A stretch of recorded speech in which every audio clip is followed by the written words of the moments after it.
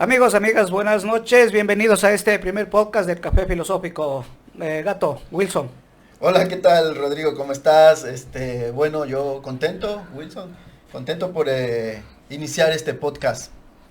Rodrigo, Juanca, muy bienvenido, buenas noches, un placer poder compartir con ustedes, realmente yo muy feliz, muy placentero el poder para compartir con ustedes. Bueno, lo que vamos a tratar el día de hoy, la noche de hoy, perdón, tiene que ver con la violencia y la inseguridad. Sí, es uno de los temas que a mí me parece que en el país ha venido siendo muy sentido para la gente, es uno de los temas que se habla cotidianamente. Yo había buscado unos datos a propósito del tema y ahí veía tengo unos datos desde el 2010 al 2023, la tasa de homicidios por cada 100.000 habitantes, y es espeluznante la forma en la que ha venido creciendo. Del 2017 teníamos 17.51% por cada 100.000 habitantes, y de ahí fue bajando hasta que en el año 2017 es la cifra más baja, que queda en 5.81 por cada 100.000 habitantes de los homicidios. Y cerramos en el año 2023 con una cifra lamentable, subimos de 5.81 a 42.6 por cada 100.000 habitantes. Es decir, no es que duplicamos o no triplicamos, sino que de 5.8 subimos a 42.8 la tasa de homicidios por cada 100.000 habitantes en nuestro país. Lamentable. Rodrigo, o sea, ¿y el Plan Fénix? El Plan Fénix, yo creo que vamos a tener que analizar el Plan Fénix, pero no creo que existe el Plan Fénix. Ahí a mí me parece un poco, no sé, veamos cómo analizar este tema, este fenómeno, o sea, que sucedió en pocos años, es decir, desde 2017, estaremos hablando, del 2018, 5.84, en simplemente 2019, 20, 21, 22 y 23, en 5 años, llegamos a 42.8%. Es un engaño más entonces, Rodrigo, porque hasta ahorita no se ve nada y lamentablemente lo que estamos viendo, según los datos que tú presentas, es tremendo, es terrible, es muy preocupante y alarmante la situación que está sucediendo. Claro, la gente sigue teniendo miedo a salir. La gente, por ejemplo, sigue teniendo miedo a emprender. Entonces, eso significa, o sea, es un indicador, ¿no? El efecto que tiene en la sociedad es innegable, o sea, en el efecto negativo. O sea, pasar de un país bastante seguro, el segundo país más seguro de América Latina, y pasar a ser estamos entre los primeros países con mayor inseguridad en el planeta. Rodrigo, sí, qué triste, qué pena, de verdad, pero a mí me preocupa, ¿no? Mira que ahora la gente ya no sale a la calle. La gente ya no es capaz de salir, de conversar con sus amigos, encontrarse con sus vecinos. Ya no, o sea, hay un miedo, hay un terror y la gente ha comenzado a quedarse encerrada y cada vez va peor, es decir, que estamos viviendo una segunda pandemia. Sí, yo creo que los efectos que tiene en la sociedad, esto nos causó sorpresa, no estaba en el imaginario social llegar a este nivel de delincuencia, y es obviamente que cambia las condiciones de vida de la gente, y lo que ha cambiado ha sido terrible, entre estas cosas que tú dices, pero aparte de que cambia, tendríamos que analizar, yo veía el tema del rol del Estado. Claro, y es que a nosotros justamente nos han vendido como un discurso primero de conflicto interno, luego un discurso de lucha contra la guerra. Pero entonces nosotros vemos que ese discurso se está cayendo, o ya se cayó en definitiva. Hace rato que se cayó gato ese discurso, eso es una mentira. Inclusive, mira, si tú revisas los tratados internacionales y las definiciones que se le da acerca de lo que es una guerra interna, no tiene nada que ver con lo que estamos pasando aquí en Ecuador. Es decir, si es que hubiera una guerra interna, tendríamos que tener un grupo de militares por un lugar combatiendo con un grupo por allí de gente armada, pero que se ha tomado ya una provincia o una región, y eso no ha pasado. Es una delincuencia totalmente distinta a lo que se nos ha vendido. Pero aparte de esto, yo sí les propongo, muchachos, a ustedes, habría que analizar también cuál es la causa de esta situación, porque no nos vamos a quedar solo hablando de eso, tenemos que ver a profundidad qué es lo que genera este problema, porque tiene que haber alguna causa. ¿Cuál es la raíz de esta situación? Claro, ¿qué provoca la violencia? Pero a mí, mira, antes de llegar a ese punto, a mí me gustaría así como analizar o hacer esta clasificación, porque es importante entender esto, ¿no? Que una cosa es la violencia común y otra cosa es la violencia organizada. Y hay que hacer el análisis también desde la violencia común y desde la violencia organizada. Les explico por qué. Primero porque desde la violencia común, entonces los niños, adolescentes, jóvenes, están sometidos o son sometidos, ¿no es cierto?, a las cárceles, pero nosotros sabemos, por ejemplo, y no hay que ser muy experto para entender este tema, que todo delincuente común, todo muchacho, todo jovencito, ¿no es cierto?, que ha delinquido, ¿no es cierto?, es llevado a la cárcel, pero en la cárcel termina dando un viraje, es decir, ya no es el mismo, en la cárcel ya no es el delincuente común, en la cárcel ya se vuelve un delincuente organizado, porque todos sabemos que precisamente las mafias dominan en las cárceles. Entonces, lejos de rehabilitar, entre comillas, porque se llaman centros de rehabilitación, entonces lejos de rehabilitar, lo que hace es justamente someterlo al joven. A cualquier delincuente común a ser un delincuente organizado. Es decir, que adentro va a aprender. Yo más que aprender, yo diría en ese tema que los jóvenes van allí a someterse a los dictámenes de las mafias que están dentro de las cárceles. Es decir, va como víctima dentro de las cárceles. Porque, o sea, puede ser un delincuente que, digamos, robó una gallina, ¿ya? Robó una gallina, se fue allá. Robó un celular. O se robó un celular. Y no se fue, robó un celular, no pertenecía acá afuera a ninguna banda, un delincuente común, estaba con hambre o es un drogadicto, pero llega a la cárcel, lo que tú dices, Juan Carlos, entonces este ya no es el delincuente común. A ver, tú para estar aquí dentro de la cárcel tienes que ser parte de, y obedeces a. Claro, pero aquí también hay otra cosa de trasfondo, ¿no? Que por ejemplo lo que nos venden los medios de comunicación sobre el tema de la delincuencia organizada es que sigue siendo gente del pueblo. Es decir, delincuentes se organizaron para enriquecerse ilícitamente. Entonces, primero, aquí yo como quiero ir, no sé, madurando algunas preguntas. Porque, por ejemplo, ¿es fácil o es difícil enriquecerse ilícitamente? Por ejemplo. Yo te puedo decir algo. En el mundo que vivimos es fácil. Sinceramente, o sea, hacer dinero en este mundo es fácil. Todo es cuestión de cometer cosas que no están bien. Porque la otra pregunta sería entonces, a ver, si enriquecerse ilícitamente es fácil, entonces enriquecerse lícitamente, ¿por qué entonces es difícil? Una buena pregunta. es que ahí viene también una cuestión de valores. Imagínate, si tú quieres hacer dinero honestamente, todo eso pagando, cumpliendo con los trabajadores, cumpliendo con todo, no lo vas a hacer nunca. Claro. No se lo puede hacer. Porque, claro, discúlpame, tienes que cubrir con todos los beneficios, con todos los derechos. Y cuando quieras hacer ilícitamente, simplemente te metes, sometes a una gente, traficas. Claro. Y de la noche a la mañana apareces con dinero. Claro, o sea, yo quiero entender por qué el joven delinque. Para contestar la pregunta, ¿por qué hay delincuencia? ¿Se ven? Entonces, capaz de entender eso, ¿no? Primero, ¿por qué el joven delinque? ¿Qué le hace falta al joven que delinque? ¿O qué no le hizo falta? No sé, la idea es como ir como cuestionándonos en este sentido, porque justamente, ¿no? Es muy personal, ¿no? Esto que los jóvenes les falta como alternativas. Es decir, al joven le falta espacios, le falta oportunidades. Entonces, en ese sentido, desde mi perspectiva, lo que provoca justamente la delincuencia organizada es eso, es que el joven no tiene alternativas, no tiene espacios, no tiene oportunidades. Entonces, por ejemplo, yo me acuerdo que un amigo me decía que estaba privado de libertad, entonces me decía, yo en la calle también estaba privado. Y decía, estaba privado de comer todos los días, por ejemplo, de alimentarme todos los días. Entonces, ¿qué pasa con los chicos? Que hay un concepto que hay que analizar, ¿no? Que es el concepto de la enajenación. Entonces, ¿qué significa estar enajenado? Que a los chicos, por ejemplo, a los jóvenes, a los estudiantes, qué sé yo, a toda la población, se le ha enajenado justamente de aspectos elementales de la vida como la dignidad. Entonces, por ejemplo, el hecho de que no tengan que comer todos los días, el hecho de que sobrevivan con menos de $1 diario, el hecho de que vivan en las calles, que no tengan, por ejemplo, un techo, qué sé yo, una casa, entonces donde cobijarse, eso implica que no tiene condiciones dignas de vida, por lo tanto ya ha sido enajenado de un montón de elementos.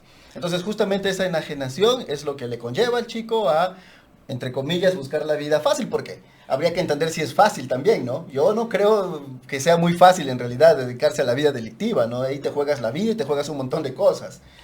Sí, yo creo que ahí habría que analizar también, yo diría, a ver, el rol inclusive del Estado. O sea, esta delincuencia, de lo que acabamos de ver, los datos y aquello que tú dices, el sufrimiento que genera la gente, yo creo que habría que analizar el rol del Estado que ha jugado para que esto llegue a donde llega. Entonces yo creo que aquí hay que señalar dentro de una sociedad quién debe responder o quién es el responsable de. O sea, porque es fácil decirle al chico que robó el celular, a ver, tú delincuente y garrotiza y todo eso. No, entonces yo creo que aquí tenemos que analizar, a ver, quién es responsable en una sociedad, quién es responsable de garantizar el bienestar de la ciudadanía. Y aquí estamos viendo en estos datos estadísticos que variaron estos datos porque se cambió de gobiernos. En el 2017 en el 2017 se cambia de gobierno. Qué casualidad que de ahí en adelante empieza a subir los índices delincuenciales a tal magnitud que no podemos ni siquiera decir el doble, el triple, porque estamos hablando de 5 a 40 y pico por ciento del porcentaje. Y el Estado... Ahí yo quiero argumentar algo. Eso tiene que ver con las políticas que se manejan. O sea, claro. El Estado en su estructura general. Claro, el Estado en su estructura general. Mira, son las políticas. Son políticas de exclusión que se plantean. De inseguridad. Políticas donde no hay las oportunidades. Inclusive tú hablaste hace un ratito, no se están dando las oportunidades a los jóvenes. Mira si es que de pronto el Estado se ha encargado de trabajar en algo por la cultura. Porque hay muchos chicos que les gusta la cultura, les gusta el arte, la música, el teatro, el dance. No hay esos espacios, no hay esas oportunidades. Encima de eso, ¿no? Yo ahí estoy de acuerdo contigo, Gato, que dice, creo que delinquir no es fácil. Yo creo que los muchachos no van porque quieren. Yo creo que ellos van movidos por una necesidad, movidos por muchas cosas, ¿sí? Por desesperación, por la angustia, por el mismo sufrimiento que les conlleva esta sociedad que les ofrece pocas oportunidades, hermano, para poder vivir dignamente. Entonces, ¿qué pasa? Cada vez se genera más pobreza, hay más exclusión, a la gente se la tira más a la calle, se la bota. Entonces hay gente que en la desesperación, hermanos, ahí sí, creo que a ti te escuché decir, si está privada de todo, está privada de salud, está privada de educación, está privada de comer, que es la cuestión más elemental y más básica que debe tener un ser humano. Oye, por Dios, si uno está privado, oye, en esos momentos de desesperación, tú caes en cualquier cosa. Caes, entonces, y eso les lleva, y mírate, es que son jovencitos, son muchachos que aún todavía no tienen una madurez sólida, y que inclusive el ambiente no les ha permitido también madurar muy bien, terminan cayendo en eso. Y de allí, de esto, a esos pobres jóvenes todavía, se los culpa. Y todos los miramos a ellos como que son los culpables y como son los que están generando este problema. Y a ellos se les mete más castigo, ¿sí? Se les encarcela. Y cuando hay otros que cogen más, que tienen muchísimo más, que no sabemos ni cómo lo tienen, es privilegiado e inclusive es ensalzado. Sí, pero además yo diría ahí, cuando hace la sociedad, como sociedad hacemos esto, de echarle la culpa al chico, al que robó el celular o al que robó la gallina, resulta que también das la espalda a la realidad, que es el rol del Estado, porque todo esto que estamos viendo, estos datos estadísticos, tiene que ver con el rol del Estado. ¿Por qué? Porque ¿qué hemos visto como acción del Estado? Policías que han estado involucrados hemos visto el narcotráfico en alto nivel, hemos visto las instituciones del Estado haciendo nada, hemos visto una salud que donde no puedes ni siquiera ir a curarte, es decir, no hay nada. Entonces, como sociedad, mira cómo hemos caído en el error de culpar también a nuestros chicos, porque son nuestros jóvenes, son nuestros niños, le echamos la culpa al niño y al Estado casi que no le tomamos en cuenta y como que lo santificamos y decimos, este muchacho es el culpable, y cuando en realidad el culpable son quienes dirigen el Estado. Claro, Rodri, a sabiendas de que justamente lo narco ha cambiado casi todas las instituciones del Estado. Claro. Es decir, el Estado no solamente que no hace nada, de hecho el Estado es parte de esas conexiones pues delincuenciales. Ese es el rol del Estado, en realidad. El Estado cambió el rol con estos tres gobiernos, Lenín Moreno, Guillermo Lasso y el señor Daniel Noboa, cambió su rol, que era de generar, busquemos el bienestar para la ciudadanía. Ese es el rol del Estado. Se supone que el Estado está para garantizar los derechos a la gente, para cuidar de la gente. Por eso es que todos le decimos, a usted le encargamos para que haga eso. Y el rol del Estado ha cambiado a lo que tú dices. El rol ha cambiado y ahora no, ahora son parte de la delincuencia. Pero es que ese es el problema. A ver, ¿yo cómo le puedo pedir al árbol de naranjo que me dé papayas?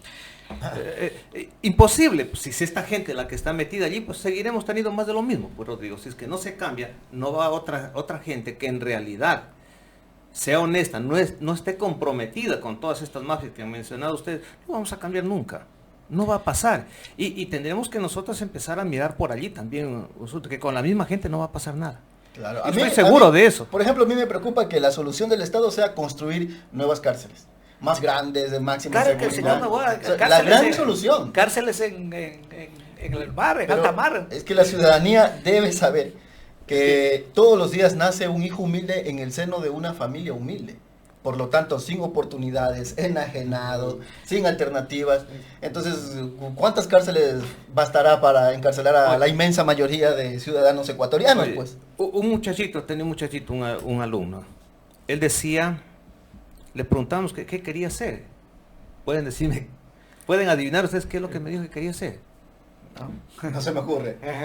Oye, este muchacho, a más de que vivía en una cuestión muy difícil, ¿sabes qué dijo? Yo quiero ser un delincuente, pero no de esos cualquiera. Por Dios, eso están pensando sus pobres chicos, porque ahí están viendo una forma de pronto de poder tener, o no sé, de qué, de algún sentido de pertenencia. Y a mí sí me preocupa que el Estado Es mucho brilla más- por su ausencia, como dice. Es mucho más común esto que tú dices. Yo como abogado he tenido casos en el que una madre tuvo que encerrarle amarrándole al hijo porque su aspiración era ser parte de una banda delincuencial, y él quería ser, pero que quería ser, es más común de lo que uno se imagina estos temas, y esto es lamentable, pero pasa también, y yo voy a insistir en el tema del rol del Estado, un Estado que abandonó a su gente, un Estado que abandonó su rol, su función que debería cumplirlo, y se convirtió parte de la delincuencia, o cómplice o parte de la delincuencia, y es desde las élites que nos gobiernan, que están en el narcotráfico y están siendo parte de las bandas delincuenciales. Por ejemplo, el tema hemos visto últimamente, qué casualidad, en fincas bananeras o en containers, la droga. Eso no es de usted, eso no es de usted, eso no es mío. Eso no es de una gente pobre. Ningún pobre tiene permiso para transportar containers de banano. No, ¿eso quién lo hace? Lo hacen las élites que están allí y que están gobernando y que están al mismo tiempo siendo cómplices de todas estas cosas.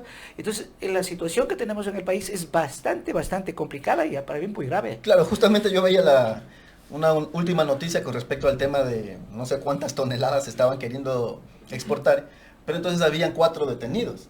Y yo veía los detenidos y obviamente, ¿no? Por sus harapos un poco se podía analizar que era capaz el guardia, el barrendero, el chofer, el que cuidaba. Claro, los cargadores seguramente. Sí, los que pero ¿y los verdaderos? Claro, Mm. los que Es se que ese es el benefician. problema.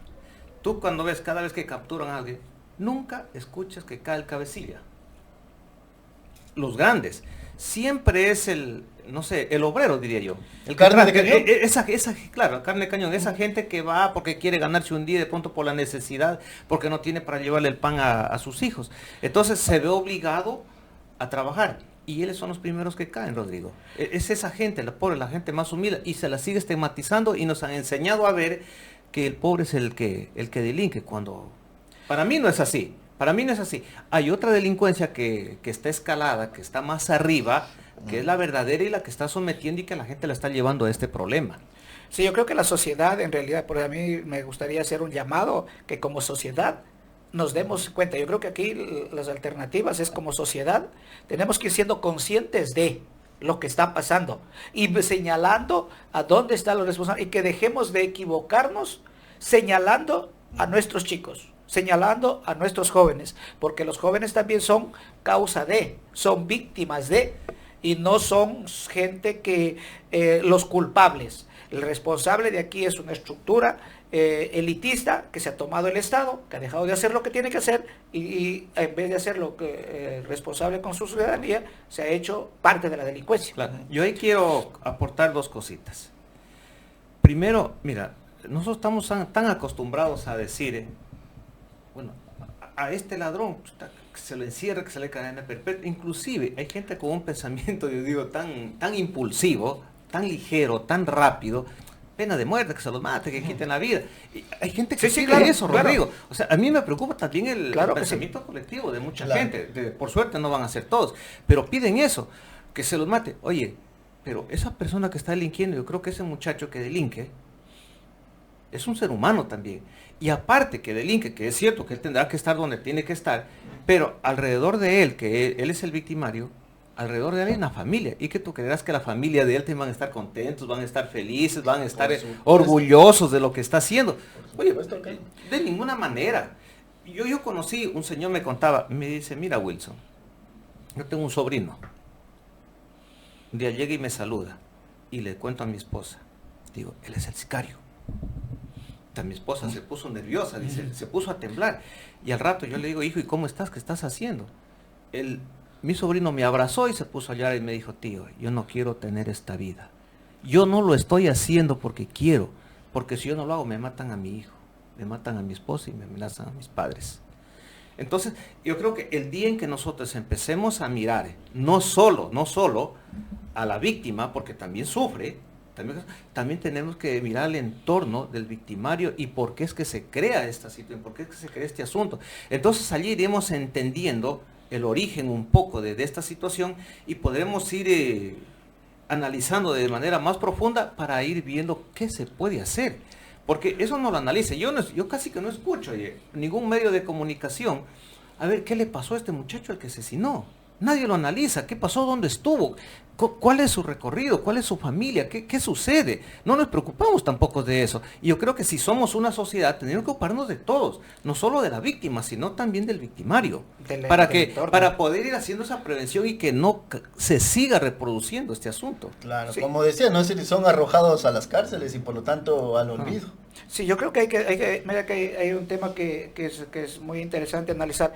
Es comprensible también, o sea, es comprensible porque este caos, la criminalidad genera el caos así terrible, una conmoción, un caos. Sí. Porque y el si Estado también, se aprovecha de esa claro, conmoción social. porque si a mí también me matan a mi hijo, si me asaltan, todo eso, obviamente por naturaleza yo, hasta por autodefensa, voy a reaccionar de alguna manera y si le golpean al que me robó, a lo mejor siento una alegría, pero yo creo que eso está bien pasar ese tema mediático, pero sí hay que empezar a invitar a la gente que elevemos el pensamiento y que analicemos con más serenidad y saber que somos víctimas, que la sociedad es víctima de unas élites que nos están mal gobernando y que nos están destruyendo nuestra sociedad y por lo tanto no podemos hacer el revanchismo entre nosotros, con nuestros jóvenes, con nuestros niños y tenemos que empezar a mirar a dónde está el responsable, que es la estructura del Estado, que se ha vuelto una estructura ya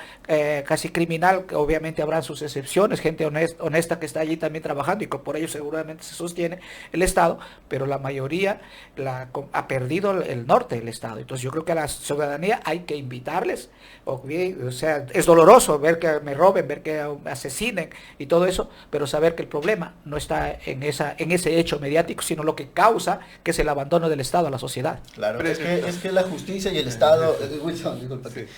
Wilson y Rodrigo. Aquí, mira, discutimos que el rol del Estado, digamos así, es como la no atención a los chicos, es decir, no les importa, no les interesa lo que pasa con la vida de los jóvenes. En vez de eso, construye campos de concentración donde los desatiende, donde están como arrojados al abandono, al olvido, porque las cárceles son las últimas ruedas del coche. Cierto es que las cárceles son un mecanismo, ¿no? Un mecanismo porque hay delitos y delitos, ¿no? Por ejemplo, las penas para los delitos de corrupción, esos deberían aumentarse. Esos son los que se deberían aumentar. Es decir, todo corrupto debería ser, debería tener la alta o la máxima pena, ¿no es cierto? Pero vemos que no sucede así. Es decir, queremos que se lo encarcele y que le den tantos años a alguien que se roba, por ejemplo, un celular, pero a los que nos roban millones, 10 millones, no pasa nada. Claro. Es decir, no nos duele. La gente, no pasa nada con la sociedad. O sea, la sociedad ahí sí no dice nada. Claro. No hay tanto escándalo, o sea, hay menos escándalo cuando hay un delincuente que asesinó o que robó. Más escándalo que por un tipo de estos que roba millones, ¿no? Claro, o sea, la justicia debería aterrizar más en analizar estos elementos, como planteaba Wilson, que componen el victimario, es decir, su salud mental, su psique como tal, ¿no es cierto? En vez de eso, lo que hace la justicia es como nada, servir a intereses nomás. Por ejemplo, recién veía las noticias también, de los militares que los dejaron libres, les dieron medidas sustitutivas del caso de femicidio a Aidita, por ejemplo, ¿no? Entonces esos casos, femicidio, violación, corrupción, depende de quién lo haga. Esos son los casos, ¿no? Claro. Que deberían subir las penas. Para eso deberían existir las cárceles en realidad. Sí, sí. Claro, aquí me haces acordar de una frase tan importante que decía Monseñor Arnulfo Romero. Decía que la justicia actual es como la serpiente, muerde al que está descalzo. Claro. Precisamente, es que la justicia está hecho para el de a pie, Rodrigo. Sí, pero también está es que hecho para el de a pie y para cuidar Claro, al de arriba. Es que ¿qué no va a estar hecho si es hecha por los de arriba? Pues? Claro, es que es hecho para ellos Es mismos. hecho por ellos mismos. Sí. Entonces, o sea, yo mismo me voy a pegar el tiro en el pie, no, pues. Ah. Imposible que haga eso, ¿no? Entonces, mientras no entendamos, la ciudadanía también debemos de entender, es cierto que el Estado no ha servido y no va a servir, por eso te decían antes, mientras siga la misma gente que está gobernando. No va a servir el Estado. Mientras sigamos con esta gente, estos neoliberales, gente que solo les interesa su bolsillo, que parece que ellos nunca van a morir y solo les interesa seguir ganando, porque ni siquiera necesitan más dinero para vivir, Rodrigo. Y el gato, ellos no necesitan, ya tienen dinero para toda esta vida y la otra también. Pero la ambición de esa gente no le importa y ellos son los que siguen delinquiendo.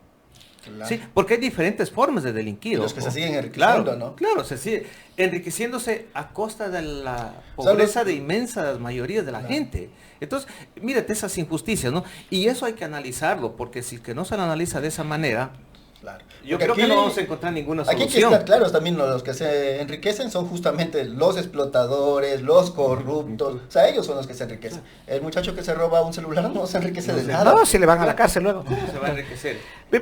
Vamos viendo si vamos haciendo algunas conclusiones. A mí me parece como muy interesante, sería muy interesante inclusive ver el tema de las alternativas, ¿no? Yo como una de las conclusiones en lo que he dicho, a mí me parece que es que llamar a la sociedad a que entendamos el tema con mayor profundidad, que no despotrinquemos ciegamente contra la gente que comete el delito, el que roba el celular o el que hace esto. Cierto que es unas cosas que indignan, pero que aprendamos a ver todo el bosque, ¿no? Y ver dónde están los responsables, que realmente son las estructuras del Estado que nos han abandonado al país y que la situación, y hablaremos de ahí, la situación es muy complicada, es muy compleja, debemos tener altura de miras en los momentos más difíciles. No podemos solamente empezar a garrotear al que robó el celular, sino yo creo que hay que ir viendo a dónde están los verdaderos responsables que a nuestro querido Ecuador lo hayan llevado a este nivel de delincuencia. Sí, algo que yo también quería manifestar, no sé si a modo de conclusión, ¿no? Pero algo que siempre a mí me preocupa es que tenemos que empezar, en realidad yo creo que hacer un estudio real del problema. Es que tú conoces un estudio, haces una investigación, pero real, objetiva.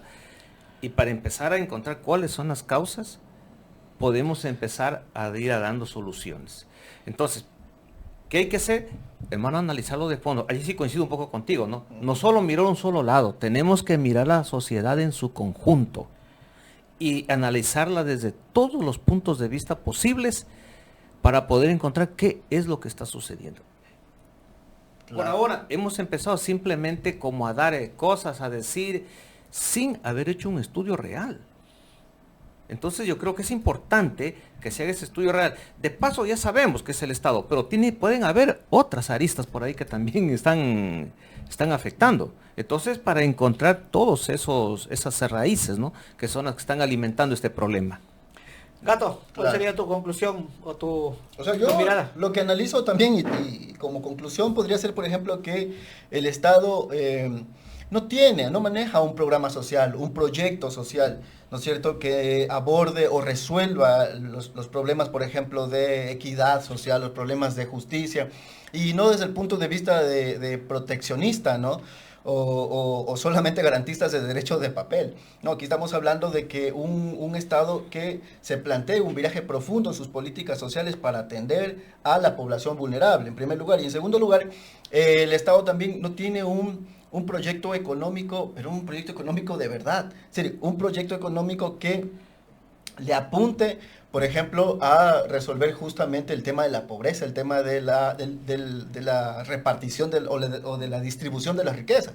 Porque ya decíamos antes, ¿no? Aquí los que se distribuyen la riqueza, los únicos que se enriquecen lícita e ilícitamente, porque lo lícito también da para lo demás, Entonces, son justamente eso, es decir, la élite, la gente que está en el poder, los explotadores, es decir, los grandes evasores de impuestos, por ejemplo, ¿no? Ellos. Pero aquí no se resuelven los problemas de la distribución de la riqueza, y mientras no se resuelva ese problema, mientras no se resuelva el problema de la pobreza, ¿no? Entonces no se va a resolver todos los temas que se derivan, ¿no? Como la delincuencia, qué sé yo. El tema de las drogadicciones, por ejemplo, ¿no? Que también sería otro tema de análisis. Inclusive, tú decías las cuestiones lícitas, ¿no? Hasta había que averiguar qué cosa es lo lícito. Claro. Verás que es un tema muy de fondo también. Sí, tendríamos que ver qué es lo todo eso. lícito y qué es lo legal también. Claro. Porque lo legal Sí. se lo crea. Y qué es lo legítimo. Y qué es lo también. legítimo. Sí. Esas Claro. cosas había que analizarlas y con mucho detenimiento, porque por el momento que estamos atravesando en Ecuador, y no diría solo en Ecuador, está pasando en muchos países, ¿sí? Yo creo que es momento de pensar con cabeza fría. Claro. Sí, yo creo que eso sería un poco, creo que estaremos de acuerdo en que habría que invitar a la gente que en esta situación que estamos, yo creo que el Estado, todo lo que hemos dicho y la gente lo que conoce, que el Estado ha abandonado todo esto, yo no veo en este proceso electoral que vaya, al final no sabemos cómo va a pasar ni quién va a venir a gobernar, pero no podemos poner esperanza en que cuando cambie el gobierno va a cambiar. Yo creo que hay que empezar a discutir en los pequeños espacios, en las familias, en los vecinos, en los trabajos, en los sindicatos, en todos los espacios que se pueda, empezar a discutir más a profundidad la problemática que tenemos para empezar quizás a encontrarnos en esos diálogos y empezar a plantear soluciones desde la ciudadanía. Yo, créanme que yo he perdido no veo ningún indicador en que nos diga, a ver, algún rato el Estado va a amanecer bonito y decir, bueno, a partir de hoy vamos a atender a la ciudadanía. No va a pasar eso. Yo creo que la ciudadanía tiene que organizarse, discutir, debatir, para que podamos empezar a plantear soluciones reales, queridas, planteadas por nosotros. Rodrigo, Juanca. Pero bueno, creo que también el tiempo nos juega una mala pasada. Pero alguna alternativa que se pueda, no sé, ir barajando, diríamos así, en este momento, ¿no? Que nos podría de pronto ir ayudando para ir solucionando esta situación. No solucionar, sino más bien como para reflexionar o empezar a hacer algo, porque algo hay que hacer. Planteando alternativas. Yo sí creo que aquí es la sociedad, es decir, aquí son las organizaciones de base, son las organizaciones sociales, es la sociedad la que debe como analizar todos estos temas, ¿no es cierto? Y ser proponentes. Es decir, porque no hay una propuesta social y eso es lo otro también. Es decir, nosotros esperamos que los candidatos planteen su plan de gobierno. ¿Y el plan social? ¿Cuál es el plan social? ¿No es cierto? Es decir, no hay, porque ya sabemos que los planes de gobierno tampoco es que se construyen desde las bases, desde la sociedad. Eso es una cosa ahí escrito, es un copy-pega y es la verdad. Pero no hay un proyecto social. Entonces, por ejemplo, una alternativa podría ser esa, ¿no? Es decir, que la sociedad se organice con un plan de gobierno y sea el candidato que llegue. Entonces, vea, aquí está nuestro planteamiento desde el punto de vista social, ¿no? Es decir, podría ser ahí. Sí, yo creo que, yo creo que quisiera dejar claro es que no esperemos del Estado. No esperemos que el Estado mañana vaya a cambiar. Bueno, si tenemos suerte, a lo mejor cae un buen gobierno, hace alguna cosita a favor, pero luego se va y cae otro fantoche como los que tenemos, nos vamos a regresar a lo mismo. Si se plantea lo que tú dices, a ver, conversemos desde la sociedad, armemos los planes, discutamos esto, y en eso estamos lamentablemente en cero, porque como sociedad no estamos organizados, como sociedad no hemos hablado del plan de un plan de gobierno, no hemos hablado, entonces estamos en cero y tenemos que empezar a hacerlo, que yo creo que es la única alternativa. Solo nos organizamos en campaña nomás. No, ni siquiera nos organizamos. La gente sigue a los candidatos en tiempo de campaña, no es que está organizada ni nada en absoluto, ¿no? Rodrigo, Juanca, bueno, me hace una señal por el tiempo. Pero por lo que, como para ir más o menos llegando, ¿no? Ir cerrando este asunto como una alternativa, ¿no? Por lo que les escucho a ustedes, y creo que hasta coincido con ustedes, yo creo que parte por una organización social, ¿no? Yo estoy por ahí, de acuerdo. Parte por eso, ¿no? Por una organización social y trabajar directamente desde la gente. Porque los cambios siempre han venido desde abajo. Los cambios siempre han venido son un resultado social, todos los cambios, todos los derechos. Y la organización de la gente, ¿no? En lo político. Y que la gente contribuya a ir defendiendo lo colectivo, porque eso también está muy venido a menos. Claro. Lo otro es seguir fomentando estos espacios para seguir conversando con la gente. Más café filosófico. Porque la gente no conversa mucho, ¿no? No tiene espacios, es decir, como que hace falta estos espacios. Y valga la oportunidad, Juan, aquí para también invitar, ¿no? La gente claro, que si quiere venir, quiere compartir, y gente que tenga esa intención, ¿no? Y se preocupe realmente por la situación que está sucediendo, pues este es un espacio para poder conversar y ir debatiendo, ir analizando y ver qué se puede ir haciendo, porque la situación se nos viene cada día peor y no podemos esperar que los políticos, entre comillas, van a solucionar el problema, que no lo van a hacer. Ya vivimos en un país, ¿cuántos años desde que se hizo República del Ecuador? Yo creo que llevamos casi cerca de 200 años y yo no he visto mayor cosa. Bueno, hay una parte que tú has leído, unos datos que ha disminuido, pero tampoco es todo, pues. O sea, tenemos que avanzar no solo en eso, en muchos otros campos más, pues. Si quienes nos vean este espacio de podcast de Café Filosófico, yo creo que tiene que saber que si estamos hablando de estos temas con cierta preocupación, es justamente porque nos reunimos cada sábado, todos los sábados, acá en la calle, estamos entre la Clever Franco, entre Vela y Santa Rosa. En la Clever Franco, entre Vela y Santa Rosa, nos reunimos todos los días sábados a las 6 de la tarde y es un espacio abierto para poder profundizar. Acá estudiamos desde la filosofía, estudiamos la realidad y nos permite decir estas cosas y quizás muchos otros temas que en el futuro podamos ir discutiendo. Y hacemos un intento de reflexión sobre estos temas, ¿no? Sí, ese es reflexionar sobre la realidad a la luz de la filosofía en todo caso. Así es, por eso inclusive nuestro eslogan es, ¿no? El café filosófico con aroma a reflexión, hacer una reflexión de la situación que está pasando, la situación que está viviendo, para de esta manera pues poder ir despertando un poco, ¿no? Ir analizando la situación, porque si no nos dedicamos a leer, a estudiar la filosofía, yo pienso que muy pocas cosas se pueden hacer en este mundo. Así es, vamos terminando entonces. Bueno. Gracias Wilson, gracias Juanca por este diálogo. Así es, un gusto con ustedes haber compartido en realidad y agradecerles también a los otros compañeros también de nuestro café filosófico que de alguna manera aportaron para que se lleve a cabo este podcast, ¿no? Y que esperemos poder continuar. Muchas gracias a ustedes, Gato. Bueno, cariñosamente te decimos Gato Juanca. Rodrigo, a ti y a todos, ¿no? Un placer enorme.